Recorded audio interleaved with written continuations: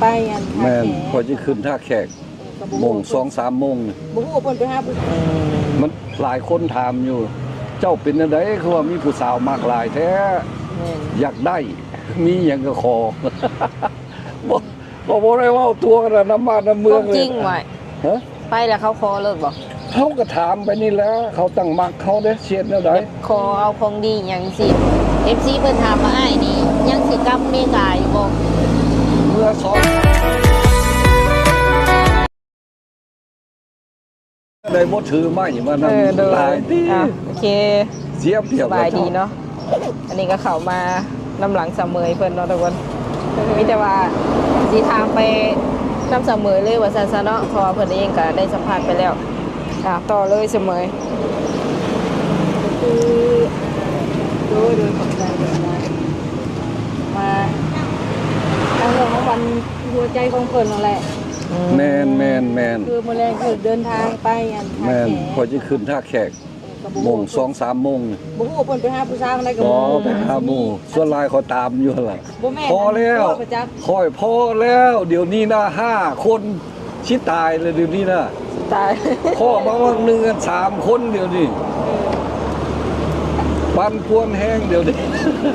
ผู้ใดก็ยังได้อยู่โอ้เป็นผู้ชายเนี่ยเนาะจะได้แบ่งกันไว้เพิ่นแม่คิดว่าอยากเป็นผู้สาวเป็นผู้ชายแล้วผู้บ่าวบ่มีเด้แม่อยากเป็นผู้ชายเบิ่งแม่เอาไปเองไม่อย่างคนก็เว้าให้หลายอยู่ถูกหลอกถูกล่อไปก็มีแล้วแต่บุญวาสนาสิเป็นแล้วบ่ได้เว้ายังให้ไปดอกเงินคำเฮาเองเฮาจ่ายเองโดยบ่ได้ขอไผมาแม่นเฮามักไผเขาก็ล้มแม่นนี่บางคนเขาเว้าเนาะบางคนน่ะคือมี FC เสมอกับถามหลายแม่นถ้าอ้ายเพิ่นอันขายเงินขายซ่านบ่ทำแม่นคอยลบล้างแล้วเมื่อวานนี่เป็นจังได๋อ้าย5-6 คนคอยโทรไปบอกแล้วโดยเพราะว่าคอยอยู่ฟลอริดาซุ่มนึงหั่นยอมแล้วเขายอมล่ะเพราะว่าหมู่อยู่อเมริกาเขาก็ฮู้กันคือกันเขาโทรไปให้กันอยู่พุ่นเพราะว่าคอยเป็นคนดีเขาบ่ฮู้จักหยังออกไปว่าคอยเป็นคนฟลอริดาแล้วก็ถิ่มเมียมาเอาเงินมาเบิดมาจ่ายว่าซั่นโอ้ยข้อยก็เครียดเนาะมันบ่แม่นความจริงข้อยป้าตั้ง5-6 ปีละเรื่องไผก็มีเงินไผก็อยู่ทงไผทงมันแต่ว่าเรื่องผิดกันน้อยๆอยู่บ่เว้าหยังให้เราดอกเราก็ยังคิดส่งอยากได้เฮาอยู่อย่าไปเว้าจนนั้นเราสิเครียดอีกเราเป็นคนจิตใจแบบนึงนะเราเครียดแล้วเราเว้าไปโลดบ่ถึงเขาก็ให้ลูกสาวอยู่บอกให้ไปเว้าให้ได้อย่าช่วยเฮ็ดเราเว้าไปภาษาอเมริกาอันนั้นเรื่องนี้เมื่อวานนี่ละคอยคอมเมนต์ไปอยู่ว่าคนอยู่อเมริกาว่าคอยอยู่ฟลอริดาแล้วก็เอาเงินนำลูกนำเมียมาจ่ายเบิดบ่ถูกต้องเขาก็ซ่ากันไปเขาก็อดบ่ได้เขาก็เอาซุ่มเฮานี่แหละ5-6 คนใส่โลดแล้วบ่มีความจริงอย่าสู่เว้าจังน้อยมันเป็นเวรเป็นกรรมแก่ปากซุ่มเจ้าต้องคอยสอนนะเทื่อนี้เทื่อ2เลยนี่เทื่อนึงขอยก็เว้าให้แล้วอย่าสู่เว้าให้น้องสมหวังว่าหลอกเอาเงินข่อยนี่นั่นบ่แม่นข่อยตั้งวางข่อยพอใจให้เขาก็ให้นี่มันบ่แม่นเรื่องแนวนั้นขอบ่ให้เว้าแล้วก็น้องมินตานี่คือกันขอก็เบิดเงินนำกับเรื่องของข่อยขอกาสิเอากันขอก็ซื้อนี่ซื้อนั่นให้เนาะบัดฮอดมือลงมาแล้วเอาแล้วเป็นไปล่ะเทื่อ2นี่ก็เป็นไปอีกโอ้ยเวรกรรมไปครั้งที่2นี่ก็ยังบ่ได้อยู่เนาะบ่ได้มันมีแนวเวรกรรมบ่ให้เอากันน่ะบ่แม่นเว้าข่อยลงมาปั๊บสิเอาเงินมาแต่งล่ะมาฮอดโรงแรมนี่ปั๊บสาวนั้นมันคอออกข่อยก็คิดว่าเฮาอยากให้โลกนี่ฮู้จักเนาะเฮาสิเอากันสิเอาน้องมินตาเฮาก็ว้าซั่นละฮักเราหลายสิเอาน้องมินตาแล้วโอ้ยอ้ายไปออกนี่เขาสิเว้าให้น้องแล้วเพราะว่าเรามีเบื้องหลังเราเลยเราบ่อยากออกเขาก็บ่ฮู้ปานใดฮู้อยู่แต่ว่าบอกน้องเพิ่นอยู่ว่าเรื่องอันนี้อ้ายบ่เว้าหยังดอกเจ้าสิเอาไผก็อย่าเจ้าสิเฮ็ดหยังก็อย่า ถ้าเจ้าสิตกลงกับข่อยแล้วขอเอาบ่ได้เกี่ยวคือน้องสมหวังนั่นล่ะบ่ได้เกี่ยวขอเอาลูกเดียว ก็หายแล้วคนก็เว้าแล้วคันไปเอาน้องสมหวัง22ปีมาใส่น้องมินตาในแห้ง18แห้งสิเป็นนักเขา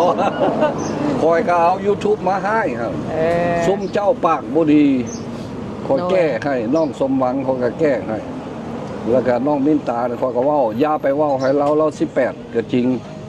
แต่ว่าคนฮักกันอยากได้กันแล้วคอยก็จิตใจคอยมาคอยมักแต่คนหนุ่มน้อย จิตใจคอยหัวใจยังน้อยอยู่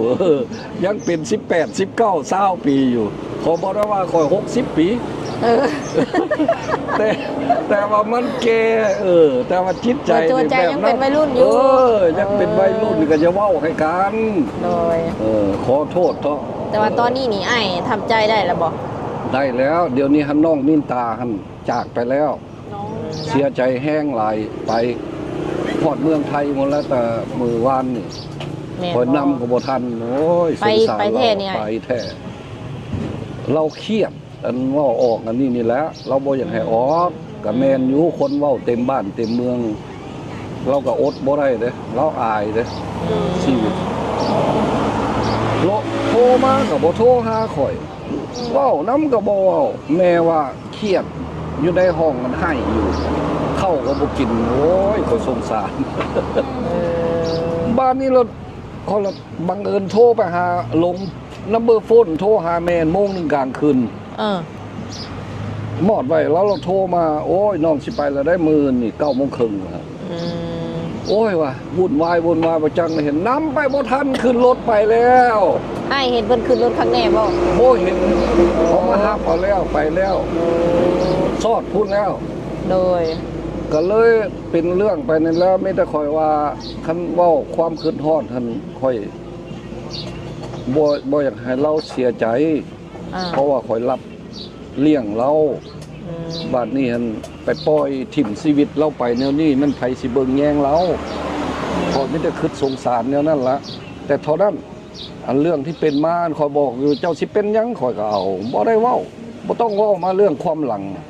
เว้าให้คนฟังคือกันเดี๋ยวนี้บ่ต้องเว้ามาเรื่องนั้นจิตใจของข่อยแล้วก็เงินคำไผสิตัวก็เรื่องของข่อยโดยบ่ให้เว้ากันและตอนนี้นี่อ้ายมีผู้สาวแล้วบ่หรือว่ายังหาอยู่ผู้สาวอันคนล้มไม่ล่วงหน้าอยู่ตลอดแล้วบ่แม่นแต่ผู้เดียวพอป้าน้องสมหวังก็ขึ้นมาหาอันน้องมินตามื้อเดียวโลดโอ้พอบ่มีการโศกเศร้าบ่มีให้ห้องน้ำน้องสมหวังบ่มีให้อีกบ่พอมันมามันถึกจังหวะน่ะมันมาหาแล้วมันก็ได้ทำใจได้ไวแท้เอ้าป้ามือแรงมืออื่นมามันก็แม่นโลดเอ้าแช่เว้าจังได๋ล่ะบัดนี้ป้าน้องมินตานี่ล้มกับน้องผู้นี้เดี๋ยวนี้อันว่าผู้18นี่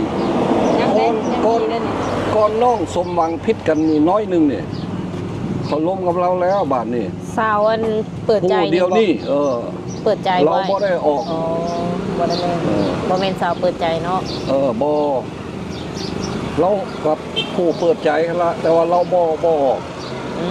เราก็บ่ได้มีส่วนอยู่ในอันของซุมเจ้านี้โดยบ่มีแต่ว่าออกคันเขาบ่ให้ออกให้มันเป็นไปก่อนฉะนั้นมันสิมีเรื่องอีกให้ได้แบบแต่งงานกันก่อนประมาณนี้แล้วจะคอยไปท้ายมื้อนั้นให้มันเรียบร้อยก่อนจะคอยไปท้ายโลดสิไปจักคนก็บ่ได้เว้ากูจะไปเอาไก่ได้รถบ่ฮอดได้มันบ่ได้ไกลนะก็โอ้ไกลเติบอยู่ในบ้านแล้วเข้าไปในพุ่นน่ะออกไปทางคือว่าเขาสิขึ้นไปเวียงบ่คือว่าเขาสิขึ้นไปเวียงจันทน์แม่นบ่แล้วมันมีแยกนึงหั่นใช่มั้ยเส้น10ติบ่โอ้ทางเล็ก10พูนไปจนฮอดตลาดพุ่นน่ะโอ้ทางเล็ก10ดิไปจนฮอดตลาดใหญ่ๆอยู่พุ่นให้เจ้าคิดเอาคันเจ้าเคยไปมันมีตลาดนึงอยู่พุ่นไกลเติบล่ะไกลเติบเจ้าต้องฮู้มันมีตลาดอยู่หั่นล่ะตลาดใหญ่นั่นล่ะบ้านเราอยู่หั่นล่ะอะไรที่อ้ายว่าสิขึ้นอันทาแข็งอ้ายสิไปหยังก็สิไปเล่นน้ำมูนี่แล้วไปหาช้างคนแรกกับบ่กล้าไปหาเล่นคือกันนี่บ่กล้าออกมาแน่บ่แล้วช้าเบิ่งดิแม่นจังว่าแม่นแต่ ว่าไปเล่นไปนั่นไปนี่แหละแต่ว่าคอยเว้าให้เข้าใจกันเบิดผู้สาวน่ะบ่ได้สร้างกันเว้าให้ฮู้โลดเจ้ามักก็ท่าอยู่หั่นเจ้ามักก็ท่าอยู่หั่นคันเจ้าบ่ได้ข้อยก็ลบมากันนี่เด้ก็ยังว่าอันดาน้องผู้หนึงอยู่อันดาบ้านสีบุญเฮืองนี่ก่อนเจ้าสิพาเขาไปหาสมหวังนี่ผู้นั้นล่ะเขาไปหาครับ เป็นอะไรอ่ะ ผู้นั้นก็ขอยก็ไปล้มแล้วว่าขอยฮู้เบิดเรื่องหั่นน่ะเราว่าคันอ้ายสิกลับมาหาน้องก็มา โดย แต่ว่าให้โอกาสกันจัก2 เดือน เห็นบ่เจ้ากับน้องสมหวังมื้อเดียว มันเป็นเรื่องเราว่าเออ แต่ละคนที่ว่าไปนี่อ้ายกับถามละเอียดบ่แบบว่าเพิ่น ก็จังซี่แล้วเอาอ้ายบ่คือไปพ่อก็ว่าบ่เอาก็บ่เอามื้ออื่นมาล้มกับพ่อกับแม่ บัดนี้อ้ายต้องถามหลายกว่าเก่าได้ แม่นบ่เฮ็ดคือเก่าแล้ว บ่เอาได้ว่าเอา เก้า บ่หรื เดื อ อน บ่ สอ เอา งเดือนบาดนี้น่ะ แล้วก็ต้องถามว่าเขาเป็นคนประมาณใดมัก แม่ เล่น น บ่ แม่น มักเที่ยวบ่ แม่นเขาก็ ประมาณนี้ เบิ่งเอา แต่ว่าเรื่องผู้สาวน้อยนี่เขาล้มกันอยู่แล้วเขาเป็นหมู่กัน เขาบ่คือผู้แก่เลยผู้แก่มันเขาบ่ล้มกันแบบนั้น โดย เด็กน้อยเขาต้องไปเล่นน้ำกัน อ่า วันนี้เขาก็บ่ฮู้แล้วเอาแต่สิเป็นละดวงชะตาเขามักจังซั่นเด้แบบล้มอยู่เอาบ่เอาก็สิว่าจังไดล่ะบ้านสุดท้ายมาเขาไปมักไอ้บ่าวกับเรื่องของเขาเขาอยากเอาก็เอาบ่ได้หายแต่ว่าเว้ากันเขาสิเอาฮอดมือมาแล้วก็สิแต่งงานกันคือเก่านี่แหละเอาแต่สิเป็นแล้วบาดนี้ ตอนนี้อ้ายมาอยู่ลาวนี่ก็ได้โดนเติบ โอ้ แล้ว แต่เดือน11พุ่นแล้วแต่มาพุ่นว่าสิลงมาอยากได้เมียโลดยังบ่ได้ปานนี้ โอ้ยโศกสตา เออ ก็ได้แล้วแต่ว่ากับคิดกัน มันบ่ หน่อย ถึ นึ ก งเนาะ มันบ่ถึ คิ ก ดล กับ กัน น หน่ น้ อ อย ย นึง เดียวเท่านั้น ผู้มินตานี่ก็น้อยเดียวเท่านั้นบ่ได้มีเรื่องนักเรื่องนาหรอกเรื่องสมหวังนักหนาน้อยหนึงพอเรามักเล่นแล้วก็มักอยากกินเมา กินเบียร์กินนั่นละเฮาบ่เอาเราก็ว่าบ่เอาก็บ่เอาบ่เอาก็บ่เอายุ่งสั่นมือใดก็บ่เอายุ่งสั่น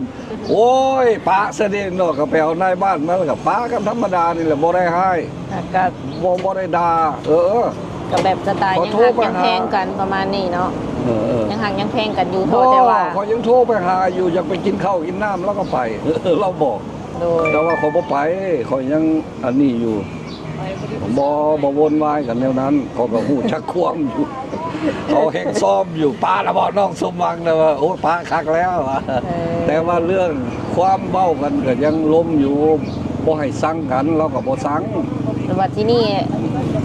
ชื่อว่าในอ้ายเพิ่นก็ออกสู่โลกโซเชียลนี่ค่อนข้างว่าหลายเนาะ แม่น แต่มีหลายคนถามเข้ามาว่าอ้ายหาเลิกกับเมียเก่าแล้วบ่ได้ใบหย่าห่างแล้วบ่ โอ้นี่ละอันสำคัญตัวนี้ล่ะ ได้ใบหย่าห่างจบ คัน เจือ เขาบ่ ไว้ ได้ใบหย่าห้างให้ได้สิมาแต่งกับน้องสมหวังได้ โอ้ พอเอาหนังสือมาเรียบร้อยเบิดล่ะ มีเรียบร้อยแล้วเนาะ โอ้ยมาคันเขาสิให้แต่งหวะ เออ จงเชียนใบหย่าห้างอะเขาเอาไปเบิดหนังสือคอยฮู้หมู่คอยอยู่อันนาเวียงจันทน์นั่นเขาลงมาก่อนแล้ว เขาบอกว่าคันเจ้าป้าหย่าห้างจะต้องไปหาศาลเขาหั่นเอาหนังสือป้าหย่าห้างอีหลีมา แล้วก็หนังสือที่เฮาบ่ผิดไผ สองอย่างนี่ หนังสือแจ้งโทษ มีอยู่น้ำข่อยอะล่ะกับแต่งกับน้องสมหวังนั่นล่ะคันคนถามน่ะแต่ว่าอย่างเดียวเขาห้ามระวังเขาสิอายุบ่ฮอดเจ้าอาจสิเป็นเรื่องนัก มีผู้คอมเมนต์หลายอยู่ เขาบ่ฮู้เขาว่าน้องมินตาหั่นแม่นเราเฮ็ดมาตั้งแต่อายุ16 ปีพุ่นมันเฮ็ดมาแต่16 ปีเนี่ยมันบ่ถึงอายุ ก็โชคดีอยู่นี่ แล้วบัดนี้อ้ายสิเอาจักปีขึ้นไป โอ้ยก็18ขึ้นเมื่อแล้วเนาะกวดเบิ่งสมโนดีๆแล้วบ่ฮอดก็บ่เอาแล้ว โอ้ยตายแล้ว เกือบพอเป็นเรื่องน้องอันมินตานี่นะ บ่ยันว่าสิเอาซาวขึ้นบ่หรือว่าอิหยังประมาณนี้นะ ก็แล้วแต่ว่าส่วนหลายมีแต่ล้มสาวน้อย18 19 18 19เบิดเดี๋ยวนี้4 5คนนี่นะ FC ถามว่าเป็นหยังอ้ายคือมักแบบสาวรุ่นน้อยจังซี่นะ ชีวิตของข่อยแก่อยู่แต่ว่าจิตใจข่อยเป็น ยังวัยรุ่น หนุ่มยังเป็นคนหนุ่มอยู่ โอ้ คอยล้มได้แบบคนหนุ่มนะคอยไปได้แบบนั้น แม่น ขอบ่แม่นว่า40 ปีสิไปกินเหล้ากับ40 ปีขอบ่เป็นแนวนั้น เอ ขอ อ บ่เป็นหมู่แนวนั้น อืม ได้แต่ว่าขอบ่ไปแนวนั้นขอไปแบบม่วนๆเพลินๆไปนี่ ขอฟังแบบว่าสเปคของอ้ายเนี่ยผู้หญิงที่มักนี่หนึ่งคืออายุน้อยเนาะ สองนี่อยากให้เป็นคนแบบนิสัยใจคอแบบใด แม่น อยากให้เขาเจ้าเป็นแบบใด แม่นบัดนี้ขอยสิเว้าให้ฟัง อ๋อ คนเฮานี่นะ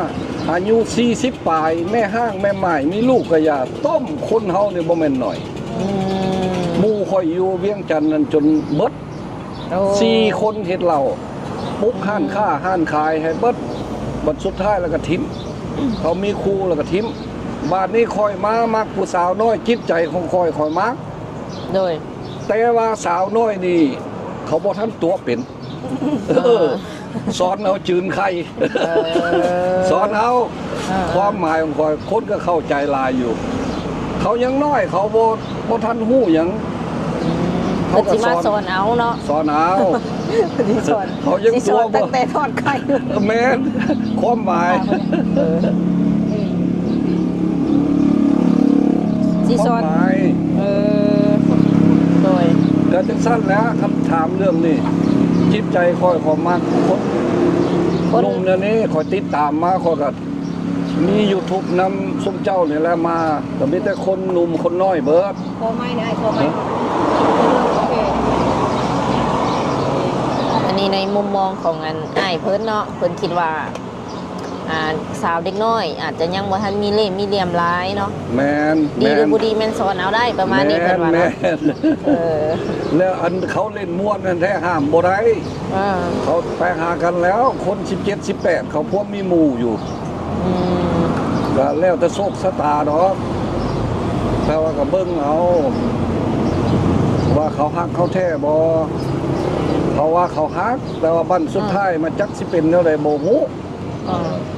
เขาแต่งงานไปพุ่นแล้วเอาแต่เขาสิเป็นแล้วเพราะว่าเฮาก็แก่แล้ว โดย คันค่อยนี่เดี๋ยวนี้หัน60 70แล้ว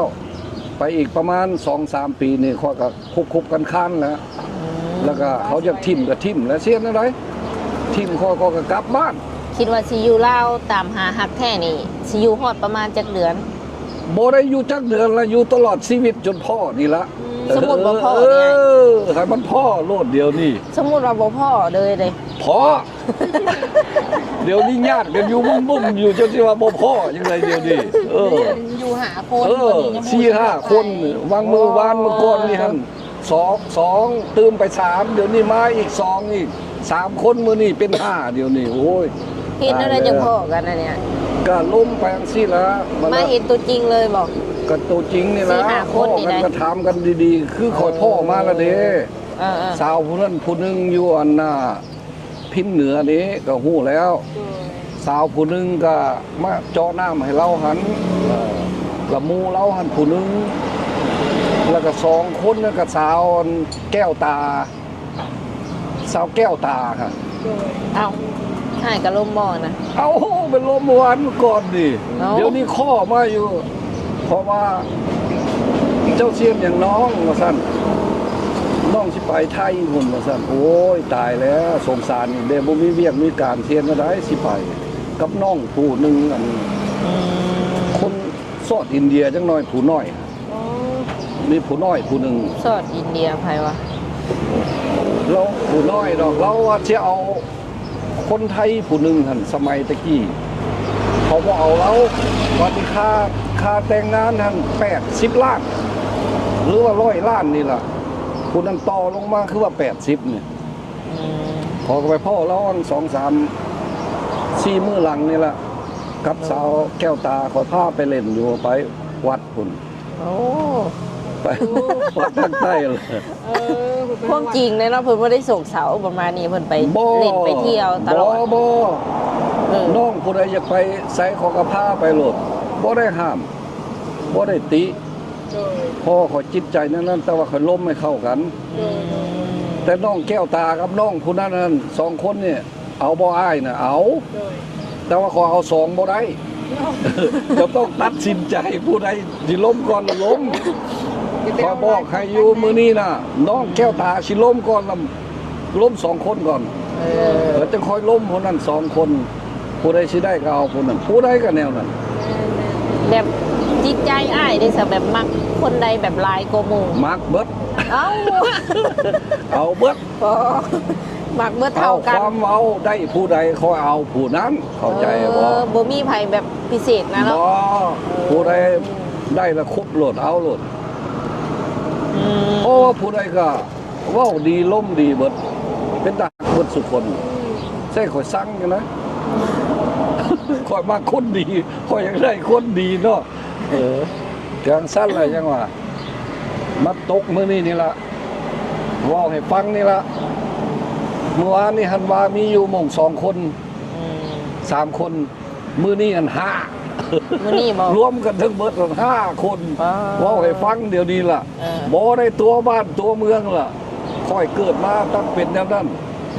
อาจารย์จนเว้านะไปวัดอันท่าที่หั่ง อ่า เพิ่นว่าพ่อออกนี่มีสาวน้อยจักคนล่ะมีอายุจักปี18 19 18 19อ้าวคือมีหลายแท้พ่อออกนี่มีเสน่ห์หยังบ่มี มีแต่คาลมนี่แหละลมออกมันหลายคนถามอยู่ เจ้าเป็นจังได๋คือว่ามีผู้สาวมากหลายแท้ แม่น อยากได้ มีหยังก็ขอ บ่ได้เว้าตัวกันน่ะน้ำบ้านน้ำเมื ค อง วาม เลย จริงไว้ ฮะ ไปแล้วเขาขอเลิกบ่ เขาก็ถามไปนี่แหล้วเขาตั้งมักเขาเด้เชียดแนวใด ขอเอาของดีหยังสิ บ่มี คนถามอยู่ คนถามอยู่แม่นบ่ ว่าอ้ายมีหยังเดี๋ยวนี้ โอ้ บ่มีแต่อาจารย์ยังเว้ายังว่าพ่อออกนี่มีของดีอีหยังว่ะ โดย คือว่ามีแต่ผู้สาวน้อยมากแท้ว่าซั่นอ้าวมันสุดเท่านั้นแล้วอาจารย์ถามเลยบอกว่าอาจารย์บ่สู้เขาละ แม่น หัวเขาก็หัวเนาะแต่มันก็เว้าบ่ได้เนาะหลายคนก็ล้มกันอยู่ แต่ถามของดีนะสำใด ว่าผู้สาวถามว่ามักอายบ่มักมันเป็นยังไงอายเนี่ยเด้อเจ้าสู้อยู่ซั่นก็ใครเด้อว่าก็สมพ่อเขามักกันล่ะเขาก็เว้าของซั่นนั่นล่ะ โดย ตั้งแต่น้องสมหวังนี่นะค่อย69เรา22นอนล้มกันนี่ถามดีๆนี่น้องว่าซั่นเจ้า22นี่เจ้าเบิ่งอ้ายเด้อ69ปีนี่เจ้าว่าขออายุจักปีเดี๋ยวนี้โอ้ยเจ้าก็ประมาณ25แล้ว ของเราหมักเนาะ อารมณ์มา หม แล้ อ ว แกกะยาเขาเบิ่งค่อยนะเขา โอ้ย เว้าเป็นแนวนั้นแต่ละคน เอาง่ายๆก็แบบนิสัยประมาณนี้เนาะ ไป นิ สั สัย เขาละมั่งเขาละเบิ่ง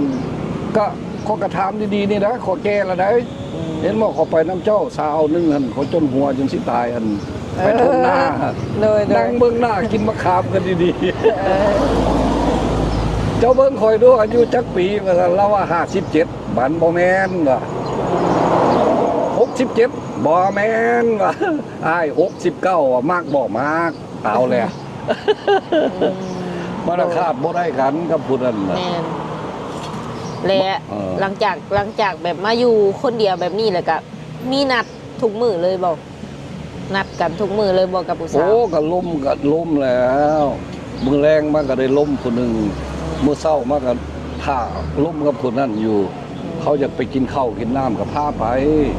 โดย FC เพิ่นถามว่าอ้ายนี่ยังสิกลับเมกาอยู่บ่ เมื่อซอกเชื่อเลยยอดสาวบินตาบ่ได้ หลังๆมานี่เมื่อสองเทื่อแล้ว ขอชิเมื่ออีกนะลาว เอ้า เดือนหนึงนี่ขอชิเมื่อ โอ้ย บันเบิดละเงินชิเมื่อหาเงินเดี๋ยว โอ้โห ค่าดองมันแพงเนาะ เออ แมนอยู่เฮาสิไปถามกันบ้านๆล้าน2ล้านมัน แม่น บ่เป็น คือเฮามาอยู่ในนี่แหละเฮากับบ่ได้เฮ็ดเวียกแน่เนาะเงินก็สิเบิดประมาณนี้บ่ เงินที่มันอยู่ในธนาคารน่ะมันเบิด แต่เงินซ้ำที่อยู่กินนี่เขาอยู่ตลอดชีวิตบ่เบิดพอมีเหลือเดือนหนึงหั่น40 ล้าน โดย ผู้ใดได้คอยน่ะกินบ่เบิดดอก ตัวนี้หั่นคอยอยู่ได้ เจ้าสิป้าคอยมืออื่นนี่คอยก็ไปเช่าโรงแรมอยู่คอยก็มีข้าวมีเงินกินอยู่คือเก่า คืออ้ายเพิ่นเว้ามานี่ก็แบบอันหลายคนก็สิว่าเพิ่น ขี้โม่บ่ว่าผู้สาวลายอย่างนี้ บ่ได้ขี่โม้ ความจริงหน่อย ค เนาะ วามจริงโลดบ่ได้ตัวเจ้า อืม วาสนาของข่อยมักแนวนั้นมาแล้วมันมีคนมัก จักสิเฮ็ดแนวใดบ่ได้ตัว เออ ที่พ่อบ้านสาวสมหวังเนี่ยงามคืออย่างนี้โอ้ยเนาะเบิดบ้านเบิดเมืองนี่โหนำอยู่ หักเพิ่นนี่ถ่ายคลิปแบบให้ FC เบิ่งนำบ่ได้เนาะเวลาแบบไปลิ้นไปหยังผู้สาวมาหาอย่างซี่น่ะ บ่ได้แล้วตะกี้ บ่ได้เนาะ หันเฮาไปหาเขา เออ เดี๋ยวนี้เฮาบ่อยากให้มีกระแสแบบนั้น ๆโอ้ เขาอาจสิเครียดแล้วเขาบ่พอใจบ่เอาแบบนั้น ถ้ามื้อใดแต่งงานแล้วจึงค่อยไปสายเอาโลด อืม เพราะว่าบ่อยากเฮ็ดแนวนั้นใส่เขาสาวมีนตาที่เฮ็ดซะแล้วค่อยเสียใจหลาย เสียใจให้น้องหลาย เราจนเครียดไปฮอดเมืองไทยล่ะ เครียดกันโทรเรื่องที่ว่าอ้ายออกคลิปนะบ่ เรื่องเดียวหั่นล่ะข่อยลงมาสิไปแต่งมื้ออื่นนี่นะ เออ เขาเราขอออก YouTube แล้วข่อยคิดว่าออกบ่เป็นหยังดอก เพ แม่ ราะ น ว่าข่อยสิแต่งงานกันนี่ข่อยสิแห่ป้ายเส้นรถไปก็อ้อมเมืองก็ได้ อ่า สิเอาน้องมินตาเดี๋ยวนี้ก็บ่เป็นหยัง อ่า แต่ว่าเราว่าบ่ได้ เออ เพราะว่าเรามีปัญหาเรื่องความหลังเราบ่อยากให้ออกข่อยฮู้อยู่ข่อยก็ผิด เออ ก็ขอโทษเบิดแล้วน้องว่าโอ้มันเป็นแล้ว เอาไว้บ่ได้ละอายเอ้ยว่ะพอก็เสียใจแห้งนี่สิมาแต่งแล้วนะเทื่อนึงแต่ว่าสิมาเอาก็พบไปหาผู้อื่น ขอโทษแล้วกับบ่คืนบ่ เราเสียใจเรา เสียใจแล้วล่ะบ่คื เสี น ย เลย ใจบ่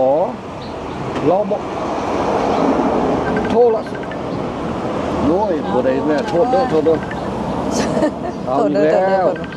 คุณผู้สาวโทรนำแล้ว เดี๋ยวโทรขอบเพิ่นก่อนเด้อ โดย เป็นยังไงน้อง